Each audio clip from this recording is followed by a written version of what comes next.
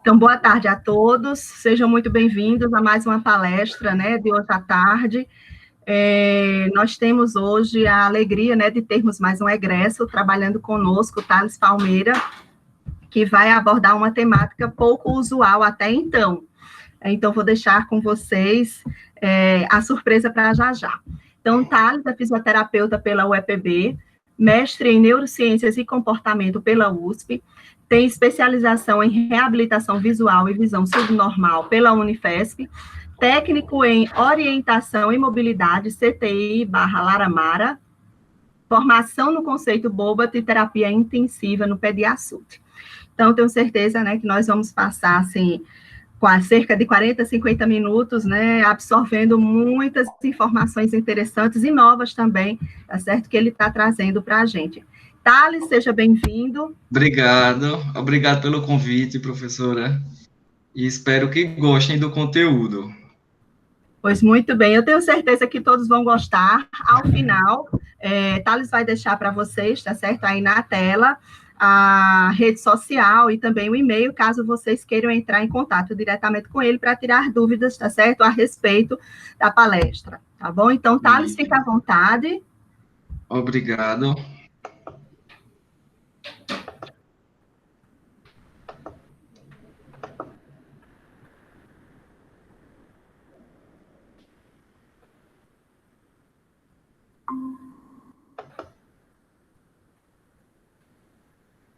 Já estamos compartilhando a tela, viu, Thales? Tá, ok. Então, hoje eu vou falar um pouco sobre o papel da fisioterapia na habilitação e reabilitação visual. Então, o que seria isso? Qual seria o objetivo?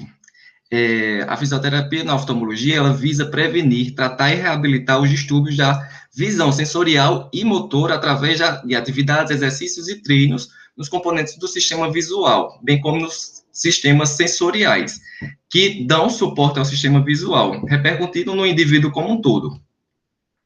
Então, são três vertentes e são três frentes que a fisioterapia pode atuar, que é na estimulação visual, na reabilitação visual e na orientação e mobilidade. E hoje eu vou falar um pouco dessas três frentes, para que a gente conheça um pouquinho de cada uma delas.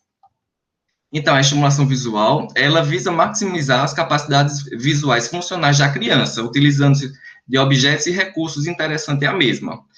Então, ela trabalha com crianças até 7 anos, e depois a gente vai trabalhar mais as adaptações com a escola. Então, é um atendimento multiprofissional, do fisioterapeuta, o pediatra, o neuropediatra, o fonoaudiólogo, terapeuta ocupacional e o pedagogo. Então, para ter uma abordagem completa desse indivíduo, visto que a visão é muito importante para o desenvolvimento como um todo. E quando tem essa baixa visão, essa deficiência visual, ocorre um atraso global do desenvolvimento dessa criança. Então, esse trabalho de estimulação visual, ele visa o desenvolvimento de habilidades que são necessários para o desenvolvimento da criança, e que a visão tem que atuar de forma precisa para que essa criança consiga desenvolver, além de trabalhar o desenvolvimento global do paciente. Então, a gente atua com crianças com catarata congênita, retinopatia da prematuridade, glaucoma congênito, toxoplasmose, anomalia de Peters e deficiência visual cortical.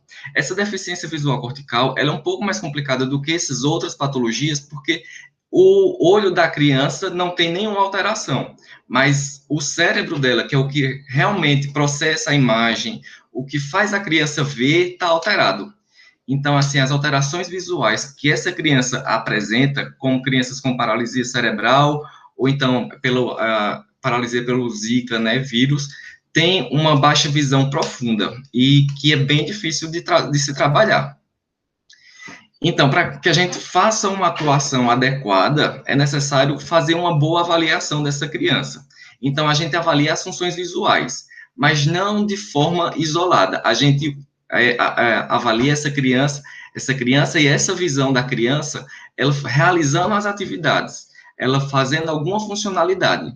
Então, a gente avalia a fixação visual, o segmento visual, então, se ela consegue acompanhar o objeto, o campo visual funcional, se ela consegue perceber objetos que estão à sua volta, a sensibilidade ao contraste, se ela consegue perceber cores ou objetos com cores parecidas que estão em torno dela, a visão de cores, se ela tem uma visão de cor, se ela consegue discriminar ou distinguir as cores dos objetos, e a coordenação olho e mão, que é para ver se ela consegue realizar as atividades de profundidade, se não tem nenhum desvio que ocasione alguma alteração de profundidade, de visão de profundidade dessa criança, além se ela consegue deslocar bem no ambiente, se ela esbarra nas coisas, se ela tropeça, se ela cai, por causa da sua baixa visão. Então, a gente tem algumas avaliações publicadas, e a maioria aqui do Brasil trouxe. Então, o roteiro para a avaliação de lactentes, roteiro para avaliação da conduta visual em lactentes, ela foi desenvolvida por uma professora da Unicamp, para crianças até 3 meses até 9 meses. Se eu não me engano, não, é o primeiro trimestre, até 3 meses de idade. Então, ela vai avaliar aquelas funções visuais que eu falei no começo, que é a fixação visual, o contato visual com o examinador, esse segmento visual, a exploração visual do ambiente, se ele consegue perceber o que está em volta dessa criança, a exploração da mão, que é de suma importância para o desenvolvimento da criança, né? E como é que ele consegue utilizar essa visão como um todo, né? Durante os 3 primeiros meses de vida dele. Aí, outra avaliação é essa Neonatal Visual Assessment. Ela é mais complexa, ela abrange mais funções visuais, mas ela também ela é para crianças maiores. Então, aqui eu trouxe um quadro para vocês verem o tanto de função que ela consegue rastrear e captar. Então, visão de cor, contraste, segmento visual, espontâneo e o guiado, né? E o reconhecimento de face. Então, assim, vocês podem ver que em todas as avaliações sempre vendo essa funcionalidade visual da criança, né? Essa VIF de 2 a 6 anos é a avaliação da visão funcional, de 2 a 6 anos. Então, pega crianças maiores, mas foi publicada por Luciana Rossi, foi desenvolvida por ela e mais 2 terapeutas ocupacionais. A Luciana Rossi é fisioterapeuta e uma equipe de Belo Horizonte. Então, ela é bem interessante, que ela vai ver essa fixação visual, segmento, campo visual, coordenação olho-mão, visão de contraste, deslocamento no ambiente e visão de cores. Ela é uma avaliação bem extensa, que abrange quase todo o desenvolvimento visual da criança e dá uma resposta bem fidedigna do que a criança tem. E, assim, como todas essas avaliações pegaram fatores qualitativos e transformaram em quantitativos, então a gente consegue dimensionar e dar valor ao desenvolvimento dessa criança. O que é que ela conseguiu ganhar durante a estimulação visual? Esses são os objetos que utiliza na avaliação da VIF. É bem interessante. E essa outra avaliação que foi publicada agora em 2020, pelo grupo da Unifesp, que é a VIF, que é o desenvolvimento, a avaliação da visão funcional infantil para as crianças com deficiência visual.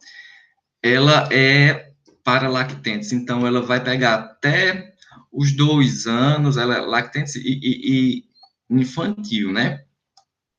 Mas ela pega aquela faixa que a VIF, a desenvolvida por Belo Horizonte, não pegou, ela vai conseguir captar.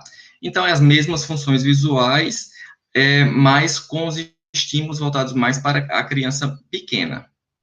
Aí, essas 2 avaliações que eu estou trazendo para vocês é específica para crianças com paralisia cerebral, que é aquela história do deficiente visual cortical. Então, essa primeira é uma avaliação, que também foi publicada no ano passado. Ela utiliza, eu trouxe essa publicação mais para vocês verem e procurar depois, que ela é bem interessante.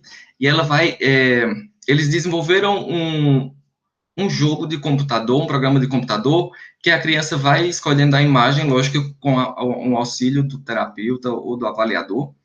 E, assim, elas avaliam justamente isso, que é o reconhecimento do objeto, reconhecimento da imagem complexas, percepção de movimentos e processamento global local.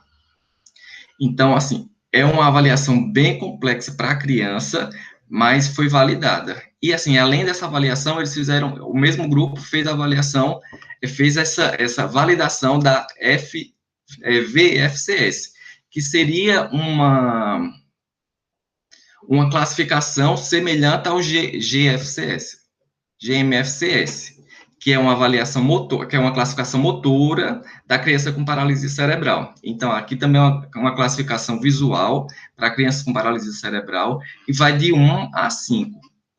As crianças que apresentam classificação 1 têm pouco alteração visual, alteração do funcionamento visual.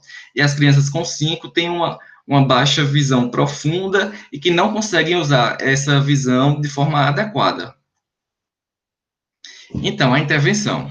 A intervenção para crianças da estimulação visual, ela tem que ser uma intervenção baseada no que foi feito na avaliação. Então, o que foi diagnosticado e detectado as dificuldades dela. Então, é uma intervenção individual e tem que ser adaptada às necessidades da criança. Então, muitas crianças não conseguem nem perceber essas imagens em alto contraste, com um contorno bem acentuado. Então, o que a gente faz? Primeiro, se a criança não conseguir fazer uma fixação e não conseguir processar essa imagem, a gente tem que trabalhar com luz. Não de forma direta, mas de forma indireta, para não sobrecarregar esse sistema visual. Mas a gente tem que fazer com que essa criança perceba a luz, e depois que ela conseguir perceber a luz, a gente vai trabalhar essas imagens em alto contraste, com poucas variações de cores, no máximo 1 ou 2, e quando ela conseguir fixar, seguir esses objetos, a gente vai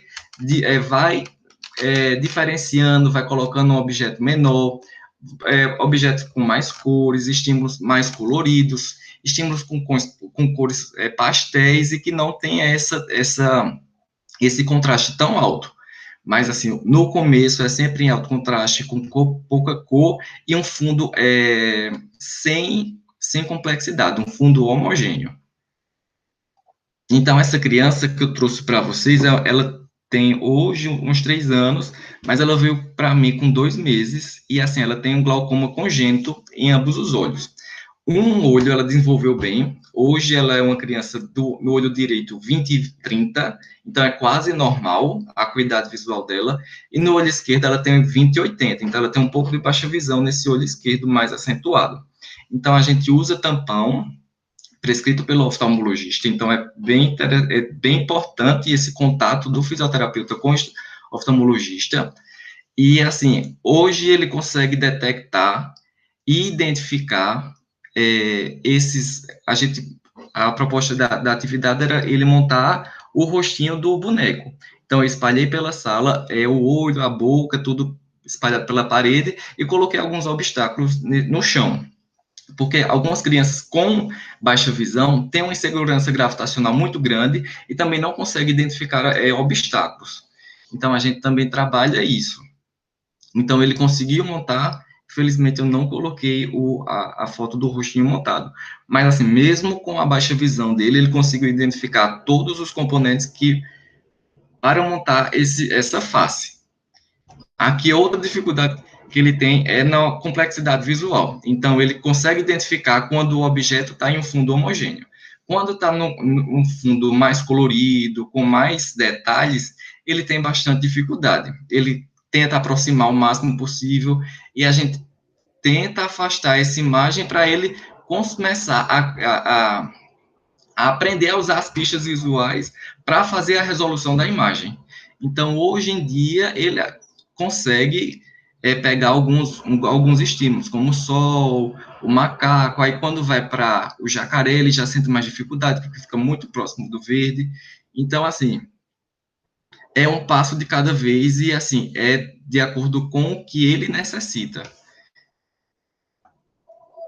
Aqui eu mostrei essa identificação visual também, mas também é interessante trabalhar esse campo visual. Essa criança, ela tem uma dificuldade, uma redução de campo visual muito importante, de forma global, mas principalmente no campo superior. Então, a gente coloca algumas imagens, alguns estímulos no campo superior. Então, ela tem que identificar esses estímulos e, assim, ela começa a perceber mais esse estímulo superior, ela procura mais o que é que está acima dela, e além de procurar, ela tem que identificar o que é. Primeiro eu peço para ela pegar o pato, depois peço para ela pegar o cachorro e ir montando essa imagem. Essa daqui eu trouxe mais para vocês verem que nem sempre o brinquedo já vem pronto ou adaptado para a criança. Às vezes a gente tem que adaptar ele. Então, essa criança, ela tem 7 anos, ela teve um AVC com uns 2 anos de idade e acabou ficando com DVC, né, da deficiência visual cortical. E, assim, ela tem bastante dificuldade para enxergar imagens com muita complexidade. Então, o que foi que eu fiz? Coloquei uma folha em branco embaixo no fundo da caixa de colocar os objetos e fiz essa adaptação no preto, porque a tampa ela é toda colorida. E com essa adaptação que acabou levando o brinquedo para o alto contraste, ela consegue fazer essa resolução visual e conseguir brincar com esse jogo. Então, assim, às vezes é necessário não só pegar objetos prontos, mas adaptar esse brinquedo para a criança. E ela vai conseguir brincar. Então, são pequenas adaptações que fazem uma diferença enorme na vida da criança. E esse aqui, porque hoje em dia muitas crianças já não se interessam tanto por essa coisa do físico, eles gostam muito de tecnologia. Então, esse é um equipamento que veio dos Estados Unidos, eu acredito que aqui já tenha, mas esse aqui é meu sobrinho, não consegui filmar nenhum paciente utilizando, mas é bem, eles adoram, porque a tecnologia, eles gostam disso. A gente só tem que ter parcimônia para não expor eles muito às telas, né? Mas, assim, no final da terapia, alguma coisa assim, a gente coloca a tecnologia para eles, porque é uma coisa que estimula eles, que a gente tem que engajar ao máximo essa criança no tratamento. Então, deixa eu voltar aqui. Então, assim, o que é que esse Toby faz? Ele é um eye track, então ele rastreia onde o olho está, o que é que ele está fazendo. Então, assim, através desse equipamento, ela consegue controlar o mouse do computador. Então, aqui a gente consegue que ela trabalhe fixação visual, segmento visual, e ela, assim, de forma bem interativa, jogando, ela consegue fazer essa terapia. E eles adoram porque é uma coisa do mundo delas, do que elas já estão inseridas atualmente, que é a tecnologia, e a gente consegue trabalhar bem mais com essa abordagem. E elas ficam bem engajadas durante a terapia toda, esperando o final da terapia, que é usar a tecnologia. Então, a gente deixa um pouquinho a estimulação visual e vai para a reabilitação visual. Que a reabilitação visual, ela vai trabalhar mais nos desalinhamentos dos eixos e da captação de imagem. Então, é quando tem um desalinhamento desses eixos oculares, a gente vai trabalhar. Então, quais são os casos que a gente atua? É no estrabismo por ambliopia, a insuficiência de convergência, que hoje está crescendo muito mais, justamente pelo uso excessivo da tecnologia, do tablet, do celular, e as paralisias e paresias de nervos oculomotores, por algum AVC, por algum problema neurológico. Então, a gente vai fazer uma avaliação para ver se há realmente um desvio e por que esse desvio está, em qual músculo esse desvio qual músculo não está funcionando direito. Então, primeiro a gente vai saber se há um desvio, que é o cover test, que a gente utiliza quando a gente oclui um olho e pede para o paciente olhar para um determinado ponto, esse olho, e quando a gente desoclui, tira a colher, ele faz um movimento. Então, a gente sabe se tem esse desvio ou não. Então, quando a gente percebe e diagnostica esse desvio, que há desvio, a gente usa os prismas, que é o Hirschberg, que a gente, através desses prismas que desloca a imagem, a gente consegue parar esse movimento do olho, a gente consegue alinhar esse olho através do prisma que desloca a imagem. Então, os prismas, eles vão do 0,25, que é um prisma bem pequeno, quanto menor o desvio, menor vai ser o prisma, para o 0,50, que é um desvio muito grande, que eu acho que nunca peguei ninguém com um desvio tão grande assim. E o Krinsky, ele vai avaliar essa quantificação do desvio através do reflexo pupilar. Então, é uma avaliação mais grosseira, então a gente pode colocar, ou tirar uma foto com flash, ou colocar uma lanterna pedir para o paciente olhar, e através do reflexo pupilar dessa luz, a gente vai conseguir quantificar se o paciente está com desvio, que seria a partir da segunda imagem, de cima para baixo, ele já apresenta um desvio, ou se não apresenta um desvio. E para cada posição dessa, há uma quantificação do prisma. Então, essa aqui que está bem no bordo da íris, a última imagem é um desvio de 45. Esse aqui que está no bordo pupilar de 12. Então, aí vai vendo de forma mais grosseira essa quantificação do desvio. Então, depois que a gente viu se há ou não esse desvio, e se esse desvio realmente existe, a gente viu qual é o tamanho desse desvio, a gente avalia também esse ponto próximo de convergência, ou ponto próximo de acomodação. Como eu falei para vocês, hoje em dia tem muitas crianças e adultos com essa insuficiência de convergência. O que seria isso? A convergência é quando a gente aproxima os olhos, aduz os olhos, dois olhos, para ler alguma coisa de perto, para ver alguma coisa de perto. Com o uso excessivo do celular, a gente não está conseguindo convergir tanto. O sistema visual está bem cansado e não consegue fazer essa convergência, e nem a acomodação. A acomodação seria a mudança de dioptrias do cristalino, que é uma lente biconvexa que existe dentro do olho, que ele faz essa acomodação. Quando a gente olha mais para perto, ela mexe essa lente para que a gente consiga ver melhor para perto, e para longe ela também mexe ela relaxa para para a imagem chegar no ponto certo da retina. E com o uso excessivo das tecnologias, a gente não está conseguindo fazer mais essa acomodação e convergência de forma adequada. Então, hoje mesmo, eu acho que eu tenho 3 crianças com insuficiência de convergência e acomodação, principalmente depois dessa quarentena, por causa do uso excessivo das tecnologias. Então, a gente avalia ela através o ponto próximo de convergência e o ponto próximo de acomodação através dessas réguas, que elas vão dar ao ponto próximo de acomodação, vai depender da idade, porque quanto mais velho, menor será a acomodação. Então, os parâmetros de normalidade vai depender da idade. Já o ponto próximo de convergência, ele vai ser fixo para todas as idades. Então, o ponto próximo normal de convergência, então, os dois olhos se aduzirem é até 5 centímetros, se não 10 centímetros, sem haver desvio. Quando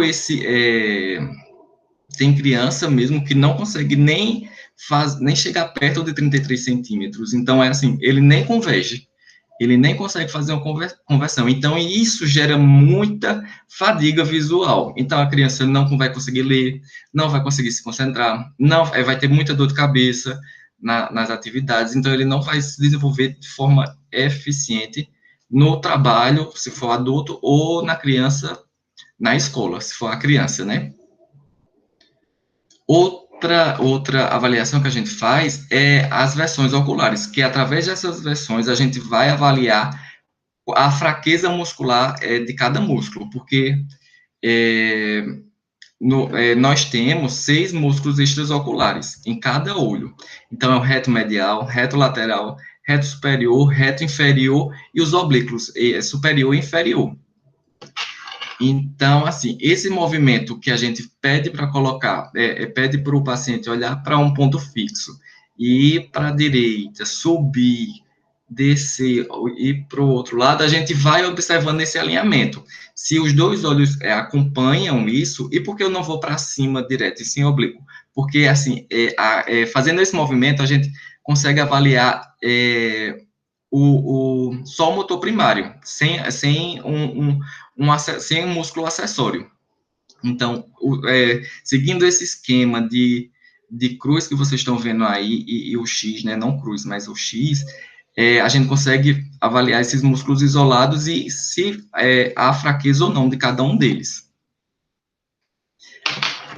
Além dessa avaliação motora desses músculos, a gente vê também a avaliação sensorial. Então, a gente vai ver se há esse desvio, o paciente não vai conseguir fazer essa percepção macular simultânea. Uma imagem não vai cair no mesmo ponto, no ponto correspondente nos dois olhos. Então, essa lente aqui, esse óculos que vocês estão vendo, tem esses dois riscos. Quando coloca contraluz, aparece o risco, mas se não colocar contraluz, vão ser duas lentes transparentes, e quando a gente coloca essas lentes no olho do paciente, ele vai ver uma cruz, ele vai ver um X ou uma cruz em determinadas lentes, se essa imagem cair nos pontos correspondentes da retina. Se não cair, ou ele vai ver só um traço, ou vai ver meio traço. Então, há o desvio, e esse desvio, ele não está deixando essa pessoa ver corretamente com os dois olhos.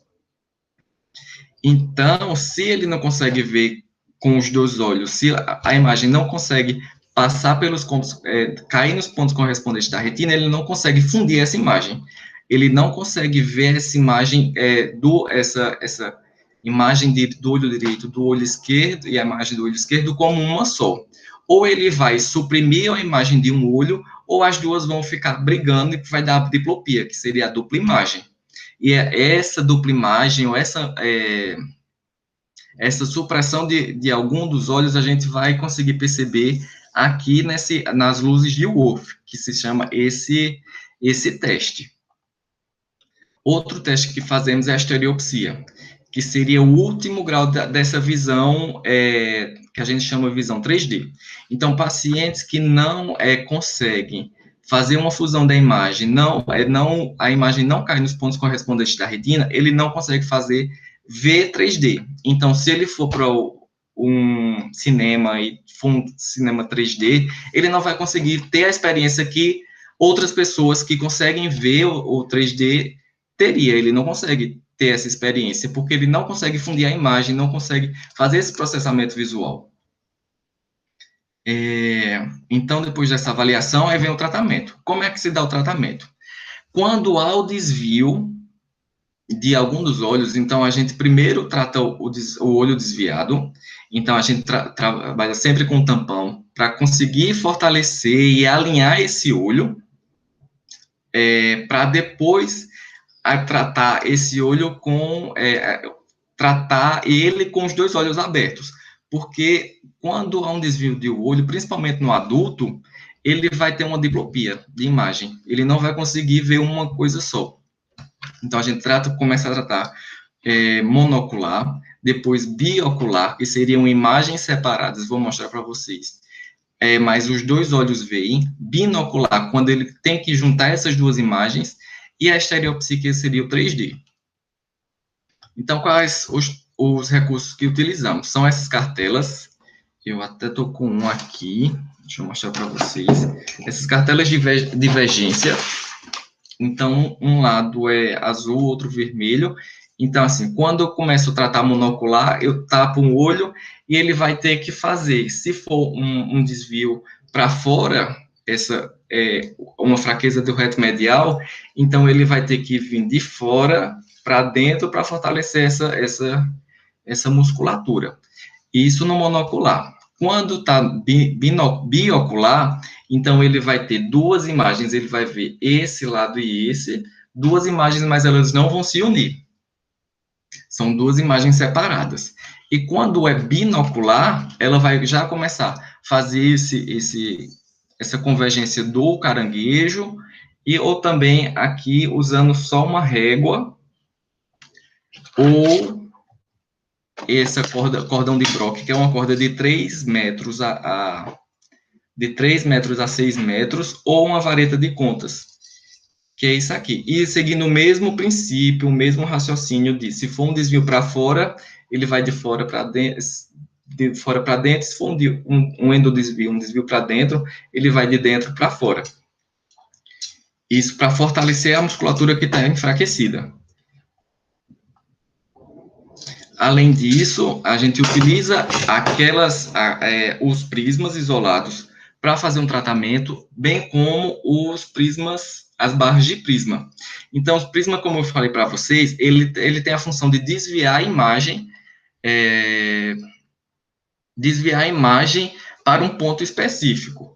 Então, essas barras de prisma, olha, começa com 1 e vai até o 45. Essas são as barras de prisma horizontais, que são utilizadas para tratamento dos desvios horizontais. Então, se for um desvio para dentro ou para fora. E tem as barras de prismas verticais, que são utilizadas para os desvios verticais, quando tem um desvio para baixo ou para cima. Então, se o paciente tem um olho que não consegue subir, a gente coloca um ponto de fixação, pede para ele tampar e vai subindo a imagem. Quando for subindo a barra de prisma, a imagem vai subindo, forçando que ele olhe para cima, fortalecendo essa musculatura que faz com que o olho suba, que seria o reto superior. Além desses equipamentos, tem o queiroscópio, que é utilizado justamente para ele conseguir usar esses dois olhos de forma simultânea. Então, a gente coloca uma imagem aqui na lateral e um papel em branco aqui embaixo. Então, ele vai ter que olhar com um para observar o desenho e com o outro para desenhar. Então, a gente chama esses exercícios de antisupressivos, para ele conseguir trabalhar os dois olhos de forma simultânea. Além do queiroscópio, tem essa barra as cartelas de Hart, que a gente usa ela também com óculos 3D. Então, quando a gente coloca o óculos com filtro azul e vermelho, ele só vai conseguir enxergar as letras ou os números que está de vermelho com o olho direito e o que está com azul com o olho esquerdo. Então, ele força essa alternância de um olho para o outro e não permitindo que ocorra essa supressão ou esquecimento de um dos olhos. Além disso, a gente trabalha também com esses flipper, que esse flipper, ele tem uma lente positiva e outra lente negativa. Ele é muito utilizado para o tratamento da insuficiência de convergência ou então excesso de convergência. As lentes positivas, ela favorece esse relaxamento da acomodação. Então, paciente que não consegue relaxar muito essa musculatura, que tem um excesso de convergência, a gente coloca as lentes positivas para ele relaxar e conseguir abrir o olho. Do mesmo modo, quando tem uma insuficiência de convergência, a gente coloca as lentes negativas para ele conseguir fazer essa convergência, para forçar o sistema visual a fazer essa convergência e melhorar essa convergência. E assim, aos poucos, a gente vai variando, assim, começa com menos 0,5 e vai aumentando até ele conseguir fazer uma boa convergência. Essa outra é a bola de Madsen. Ela também é utilizada na insuficiência de convergência. E, assim, a gente pendura essa bola e solta ela para fazer como um pêndulo. Então, toda vez que a bola vir, a pessoa vai ter que fazer uma convergência. E a gente pede para dizer quais os números e letras que ela está vendo, quando chega próximo a ela. Além disso, essa parte mais visual pura, existe também os tratamentos associados, que seriam para pacientes com AVE, que apresentam diminuição do campo visual, descromatopsia, que é a alteração da visão de cores, a síndrome do Usher, né, por causa de uma negligência, e o Parkinson, tem estudos que mostram que pacientes com Parkinson, ele tem uma dificuldade de fazer os movimentos de sacadas, que seria de olhar de um ponto para o outro. Então, a fisioterapia também consegue tratar e auxiliar na evolução desses pacientes. Eu trouxe alguns estudos publicados mostrando a eficiência do tratamento da reabilitação visual nos pacientes com insuficiência de convergência, com algum distúrbio acomodativo, bem como os pacientes com um AVE, e a importância da reabilitação visual, ou então de utilizar esse sistema visual, as pistas visuais, no tratamento desses pacientes neurológicos. Então, depois vocês dão uma procurada nesses estudos, que são bem interessantes. Além da reabilitação visual, por último, é a orientação e mobilidade, que tem como objetivo auxiliar o auxílio de pessoas com deficiência visual a se desenvolverem e restabelecerem a capacidade de se locomoverem de forma independente, com eficiência e segurança. Então, assim, quando tem uma criança, jovem, adulto ou idoso com baixa visão ou cegueira, é necessário que ele faça um treinamento de orientação e mobilidade para ele não ficar dependente de outra pessoa para o resto da vida. Ou então, pelo menos, diminuir essa dependência. Então, o que seria a orientação? A orientação é a habilidade do indivíduo para perceber o ambiente que o cerca, restabelecendo a relação corporais, espaciais e temporais com esse ambiente através dos sentidos remanescentes. E o que seria a mobilidade? É a capacidade ou estado inato do indivíduo de se mover, reagindo a estímulos internos ou externos, seja em equilíbrio estático ou dinâmico. Qual a indicação, como falei para vocês, pessoas, idosos, adultos, crianças com baixa visão ou cegueira. Essa é a orientação e mobilidade, a gente usa de várias técnicas para auxiliar esse indivíduo. Então, a gente começa geralmente com as técnicas de guia vidente, que é para a pessoa que acompanha, ou acompanhante dessa criança, desse adulto, a ajudar ele a se locomover mesmo. Então, assim, se você for para um shopping, se você for para a rua, com uma pessoa, ela é chamada, essa pessoa que não tem alteração visual, de guia vidente. Então, a gente ensina essa pessoa a como se locomover com o deficiente visual de forma efetiva, para ele não cair no buraco, para ele não bater em um poste, para ele conseguir se locomover mesmo com esse guia vidente. Porque, às vezes, o guia vidente não sabe conduzir o deficiente visual. Então, a gente ensina essa condução do deficiente visual de forma segura. Aí, as técnicas de proteção é justamente proteger o deficiente visual, porque na rua ele vai encontrar arbusto, vai encontrar poste, orelhão. Graças a Deus está diminuindo, porque para o deficiente visual é uma complicação muito grande, porque não tem nenhuma indicação de que vai ter um orelhão na frente dele, então ele não consegue perceber, e acaba, se não tiver essas técnicas de autoproteção, ele acaba batendo a cabeça no orelhão. Aí, outras técnicas de desenvolvimento de orientação, habilidades com a bengala, que é o mais utilizado, mas também tem o cão-guia, mas o cão-guia ainda não chegou à eficiência da bengala para o cego, a bengala longa, que seria essa daqui. Ela dobra e desdobra todinha, então ela vai depender, ela é adaptada e confeccionada para cada tipo de pessoa. Então, essa daqui, quando eu fiz o curso, eu comprei ela para o meu tamanho, então ela é bem grande, ela tem 1,35 m.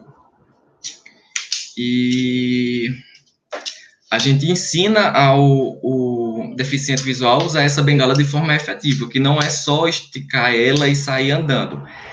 Tem toda uma técnica para ele poder usar de forma segura e não cair em nenhum buraco, nem se acidentar. E aí a gente, com essa bengala interna ou sem a bengala, a gente ensina esse deficiente visual a se locomover em ambientes internos e externos. Então, aqui são alguns recursos que eu vou falar para vocês, que são as pré-bengalas, para as crianças que têm deficiente visual já começar a se adaptar, a se familiarizar com a bengala. Então, a gente começa com a pré-bengala, que pode ser um brinquedo já dele, uma vassourinha, aqueles carrinhos, pode ser até o cavalinho de pau e várias outras coisas, até bambolê adaptado, como esse azul e amarelo. Então, a gente adapta esse brinquedo para servir como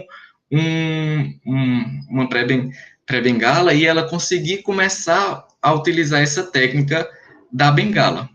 Depois da pré-bengala, no adulto, às vezes também é necessário usar a pré-bengala, porque o adulto, às vezes, não tem coordenação motora suficiente para usar logo a bengala, então a gente usa cano, adapta alguma coisa para ele se familiarizar primeiro com a bengala, com a pré-bengala e depois ir para a bengala.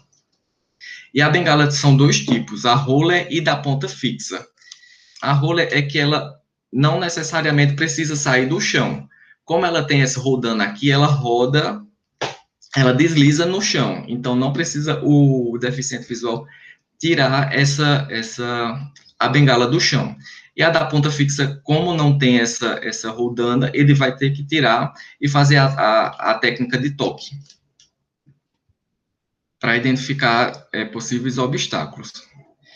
Outros recursos que utilizam, que em alguma estação de metrô, em banco, são esses mapas, que ele vai demonstrar como é que esse aqui é um mapa de bairro, então como é a disposição do bairro, como é que é a localização das casas, como são os quarteirões, e esses aqui são os de banco, que a gente utiliza, que a gente vê muito, pelo menos eu já vi alguns, que é justamente para ele, já na entrada, saber para onde andar e o que ele vai encontrar, bem como os pisos táteis, que hoje não é muito utilizado, e quando é colocado esses pisos táteis, não são colocados de formas corretas, porque cada piso tátil é uma indicação para alguma coisa, e às vezes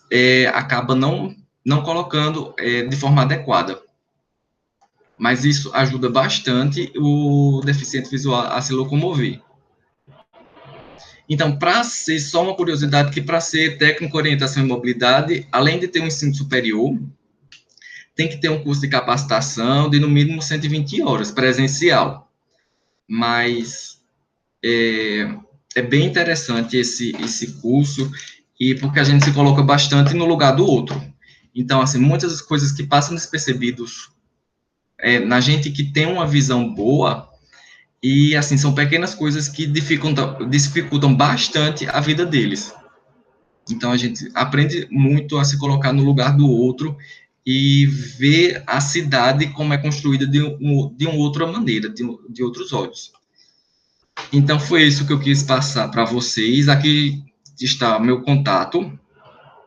No Instagram tem algumas publicações que eu falo sobre esse tema.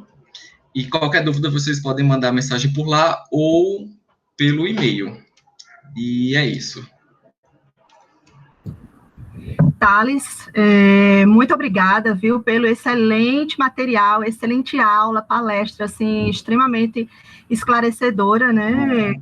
E a gente observa, né, pequenas situações que você saiu falando aí, como a gente vai se identificando, ou que a gente conhece alguém, né, que de repente se encaixa nessas situações que você falou, né? É verdade. Então, em nome, tá certo, de toda a equipe do Primeiro Comute Físio, venho agradecer imensamente, tá, a tua participação, tá certo, conosco na tarde de hoje. Muito obrigada.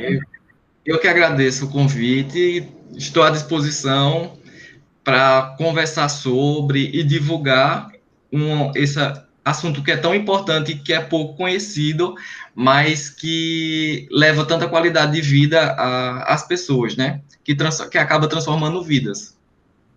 Exatamente. Então, quanto eu puder mais divulgar e quantas pessoas mais se interessarem a trabalhar nisso, quem ganha são os que mais precisam mesmo.